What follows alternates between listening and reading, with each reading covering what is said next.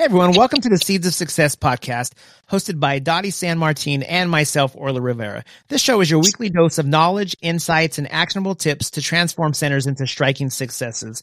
Whether you are a seasoned industry professional or just stepping onto the lanes, we've got you covered. Dottie, how are you doing today? Hey, Orly, I'm good. How are you? I'm doing great, and I'm excited. We have a special guest on with us today. Her first time joining the show. We have Sarah Malott, New Business Development for QubicaAMF. Sarah, welcome to the show. Thank you for having me. You two are a ton of fun. I love that. Awesome. Well, Sarah, as Orly said, we're really happy to have you. You have been in this industry pretty much your whole life. Am I right? A long time. Yes. A long time. Well, we're same here, but I'm not going to say how long because I'm not going to give it away. So it's very exciting to be in this industry. And I know you have said many times before that bowling is really the original social network. And boy, is that true. That is so true. It is. You know, it's so funny because, myself, we have this bowling background, but it's not just bowling anymore. Like, we're in this entire entertainment industry, and bowling is such an anchor attraction because it is the social network that keeps everyone coming back. Yes, you're so right. And, you know, that was really evident. I mean, we all hate to even go back and reminisce about COVID, but COVID was, when it shut the bowling centers down, it was devastating to so many families because the loss of that weekly social, especially that weekly social activity, your league family, was really devastating. But post-COVID, when the industry started to open back up, it was very evident of how bowling is a social network. We came out of COVID like the roaring 20s. And it's funny because, and we talk about this all the time in the new business development side, 90% of investors in the bowling industry or the family entertainment industry are non-bowlers. They are the non-traditional bowling client that is building something to fulfill this, what we're calling the third spot in the day. So people are either working from home or their jobs have changed and their life has changed.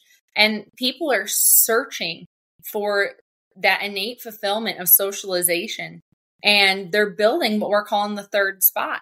So that third spot becomes a destination where they can be social, they can be entertained, they can eat. You're not just going to dinner any longer. You're going to dinner and looking for socialization. You're looking for entertainment. And, there were so many sad things and tragedies that happened during COVID, but bowling as an attraction came out thriving. And it is the oldest anchor attraction that's in family entertainment centers today.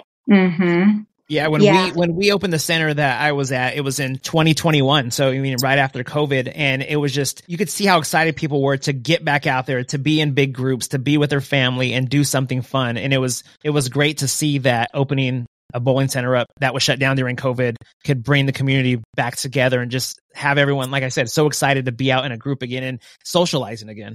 It's so crazy because Dottie, I can have this conversation with you because you came from bowling, traditional league bowling. But when we speak bowling now, there's something for everyone, whether it be mini bowling, duck pin bowling, 10-pin bowling, league bowling. There are so many different ways bowling is integrated into residentials, hotels, boutiques, cruise ships. Traditional league bowling is thriving. Tournaments. It's amazing that there truly is bowling for everyone. Yeah. But it's, and you're right. It is, you can have it anywhere, really. But it's not just bowling. It's just that whole experience. It's that socialization. It's the fact that you can include everyone. Inclusivity is so important. And bowling allows you to really be, able to attract any audience. There's really nobody that can't participate at some level, be it, the mini ball or full size. It doesn't really matter. But one thing that's really interesting, and you talked a little bit about, early about it being, coming out of COVID, and it was like the roaring 20s. The other thing is there were, job opportunities changed post COVID. A lot of people that were working were now finding themselves working remotely. And you lost kind of that social aspect. So, coming out of COVID, you see a lot of companies now that are struggling to keep people, motivated and connected. And this industry allows for that as well. So, very exciting times. When we talk to new investors and we ask them, what has drawn them to either include bowling or even just to be in the family entertainment sector, and they're searching for fun. Yeah. And it's so funny because we talk about selling fun and creating striking moments and memories. And you hit the nail on the head. When people are struggling to get motivated and engaged, they're looking for that light. And it's awesome to see that the family entertainment industry provides that. We've known it our whole life, but to see people come into that industry, that our industry searching for it, is just awesome. Yes, absolutely. Absolutely. And for them to recognize that it's almost like somebody looking in the window of a toy store, and you see all this amazing stuff and you're going, oh my gosh, I can't, I'd love to go in there. That's kind of like people that are outside of this industry are looking at it with that excitement and that thrill of what we have the privilege of being a part of.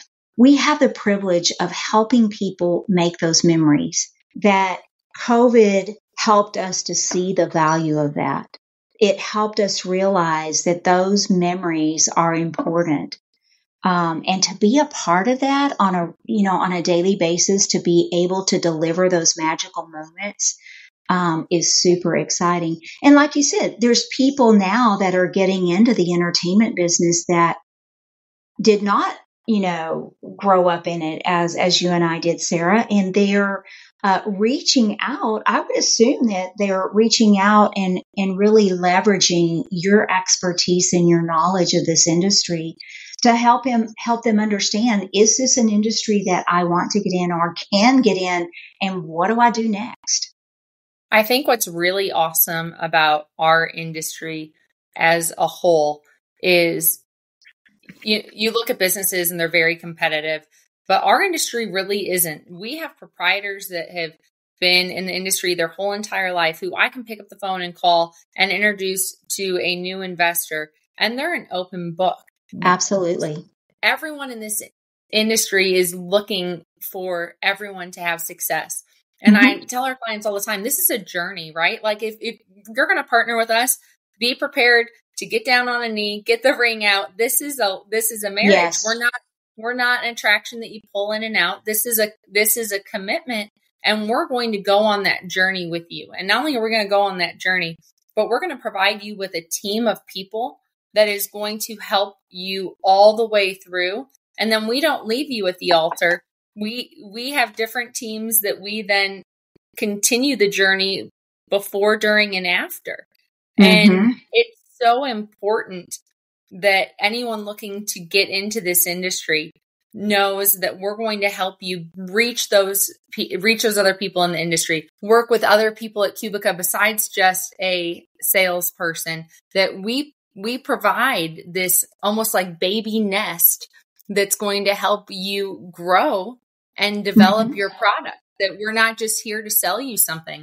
And I love that not only our company, but almost everyone in the industry is there to help you be successful. And that makes our industry very unique, because not other industries are like that. Yeah, that's important too. I always like to bring up, when I was out looking for a new car, I thought the salesman was my best friend. He wanted to know everything about me. He was telling me everything about him and his family. But once I bought that car, and if I ever went back to look for him, I couldn't find him anymore. He never came around anymore. So that's the great thing about you guys is, what you do, that you guys stick along by their side throughout all this. Yeah. And Sarah, it's interesting that you mentioned that, because, I'm in the business services team, and we really start our journey with the customer upon install, sometimes before if they want to start marketing beforehand. But so as you said, it's way before and way after. But I take every single customer personally, as I know you do as well. And that makes a big difference. It's so funny because this was a learning moment for me, because as a salesperson, which is truly what business development is, you feel like that's your client. That is your baby in the nest. And one of the things that is really unique about Qubica, and I had to learn this was a growing moment for me, is Dottie, you are 100% right, because you think that that's your baby too.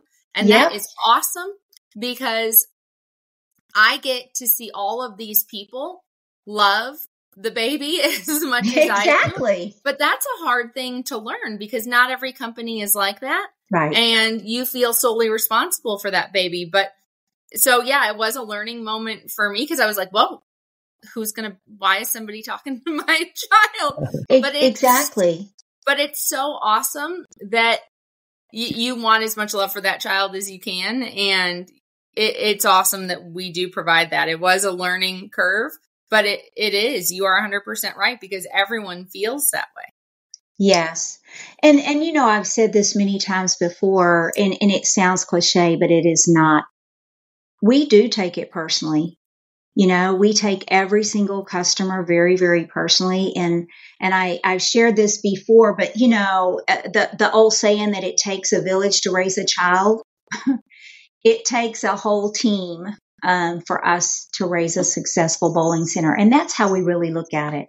We want to make sure that, that we are equipping customers with what they need to be successful at whatever level it takes. So let me ask you a question, Sarah. What's your favorite part of your job? My favorite part of my job, without a doubt, is working with people. I am a people person. And I think what's really cool is, we are not brown box in, brown box out. Everything that we do is completely custom for our clients. So this isn't a quick 20-minute phone call. These are hours and weeks spent with people to get to know who they are, to understand their goals, and you learn about their families and their 10-year plan and all of these things, and they truly become part of your world. And I wouldn't have it any other way, because their success is our success. And by far, seeing a client open and go through the process and get to where they want to be is more, it's like sending your kid off to college. Yeah. And to watch those dreams become a reality, there's nothing more gratifying than seeing someone's dream become a reality. Absolutely. So again, we take it quite personal, and we make lifelong friends along the way as well. So that's pretty exciting too. And as you said, bowling has evolved into so much more. It's now the flying ducks and the completely immersive experience with the Neoverse wall and stuff.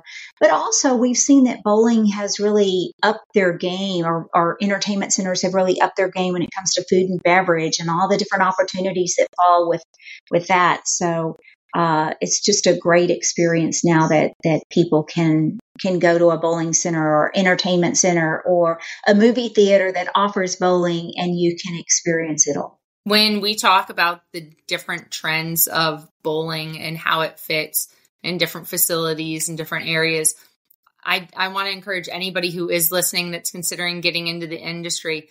There are so many educational opportunities, whether it be podcasts or conventions or education seminars, IAPA Bowl Expo, that they really immerse themselves in the educational opportunities that are out there. And talk to your suppliers, because it does take a village, and that's not just our Qubica village. It's creating a group of vendor partners that are going to be your partners like we are for the long haul, because they are out there and there are endless opportunities to find them, to network with them, to learn from them. I know, Dottie, I couldn't list all the educational opportunities that you provide to our clients if I tried, because I know I would miss some. But I encourage our clients to really listen, learn, and reach out, because it's out there. Right. And something you said earlier, Sarah, is this is a unique industry that people are willing to share their experiences. And, it's not like they want to keep it and they think they're going to have a competitive advantage over you. The entertainment industry as a whole is very much a caring industry. They want to share their knowledge. They want to share their expertise. So don't be afraid to reach out to fellow proprietors. And as you said, others in the industry, to be able to network. And Orly and I have done a number of podcast episodes on the value of networking and leveraging the people that you have within your reach to help educate you. Yeah, and I could speak on that firsthand. When we were first opening the center, again, we didn't know much about what we needed, what to do if something was broke, if it was fixable. We had a gentleman 30 minutes away that has a bowling center. He brought his mechanic down with him to help us look at something and see if it was something that he could fix for us. There's not a lot of places, I wouldn't say we're a direct competitor, but either way, he gave me a list of, here's all the vendors we use. I don't know if they're in your area, but here, you're welcome to have this list. Like, not all businesses will do that for you. Oh, that's awesome. Well, Sarah, we certainly appreciate you being on our show.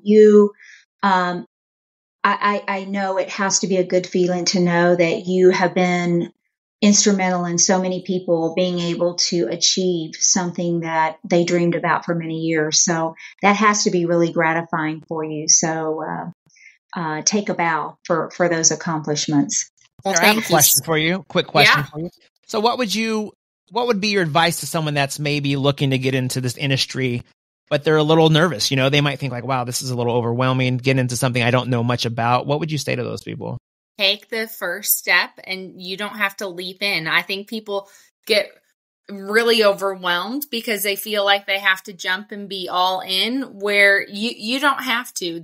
Remember, this is a journey. This is a process, and know that you can start to gather information, and there are baby steps that you can take. So don't be overwhelmed. Don't be afraid, and reach out, because there's no silly question. And there are people, including myself, that will help hold your hand along the way. And that's what we're here for. Absolutely. All right. Well, Sarah, we really do appreciate you being here. I do have one kind of off the wall question. Ask away. Okay.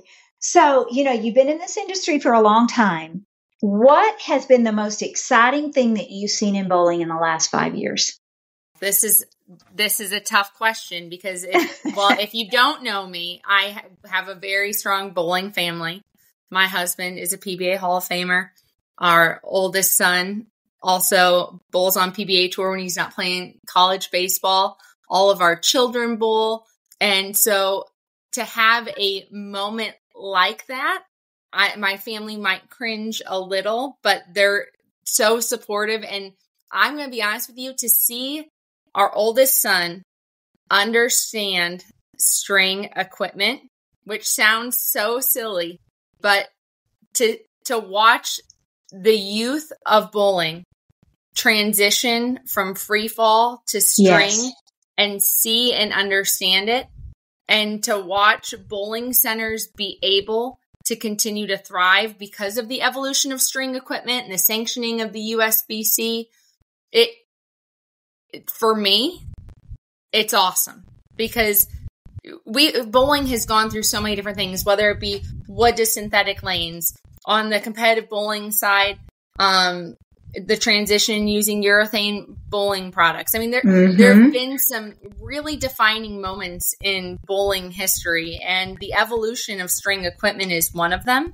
So from a mom standpoint of working in the industry, but raising bowlers and seeing the transition of the equipment into centers, for me, that's been the most exciting thing in the past 5 years. I know that was a long answer, Dottie. Yes. And sorry. No. Take a long step around it. But if you don't understand my background, it might just seem like, oh, well, that's just a thing. you both know that there are people for and against it, and it's just part of the evolution of our sport. And to see the knowledge and the understanding is just it. To me, that's a big deal. Yes. Well, that's really a great perspective on things. And, it is exciting because, again, it's very controversial, and we understand that. But it also is allowing centers to continue for many, many years that might have been considering, that they felt like they were at the end of their rope and they didn't know where to turn. And this has opened up a lot of opportunity for them to continue to be in this amazing industry that we all enjoy. So I appreciate your perspective on that a lot.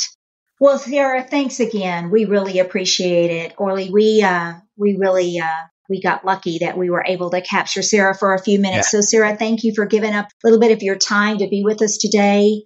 And listeners, thank you for joining us today. We look forward to you tuning in next week for another episode of Seeds of Success as we equip you with more practical tips, ideas, and trends that'll help your center grow and achieve new levels of success. Remember to share this podcast with your entire team. Sarah, thanks again. Thanks again for joining us. Listeners, the more seeds you plant, the bigger the crop. So continue growing your customers, one happy customer at a time.